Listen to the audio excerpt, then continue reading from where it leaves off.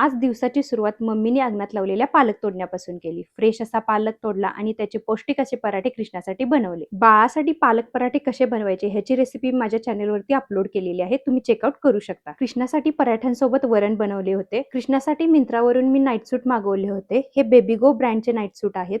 खूप चांगली अशी क्वालिटी आहे त्याची. Different sizes, different colours, different प्रिंट्समध्ये अवेलेबल आहेत. त्यानंतर संध्याकाळी आम्ही ऑस्करवाडी मिसळ खायला गेलो होतो.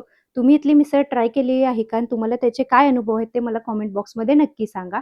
तिथे आम्ही मटकी भेळ आणि मिसळ एन्जॉय केली. कृष्णाला लिंबू खायला प्रचंड आवडतो. तुमच्या बाळाला सुद्धा लिंबू खायला आवडतो का? मला कॉमेंट बॉक्समध्ये नक्की सांगा. त्यानंतर ना आम्ही ज्यूस प्यायला गेलो. तिथे आम्ही मोसंबी ज्यूस घेतला होता. कृष्णाने फर्स्ट टाइम मोसंबी ज्यूस ट्राय केला. तो त्याला खूप आवडला.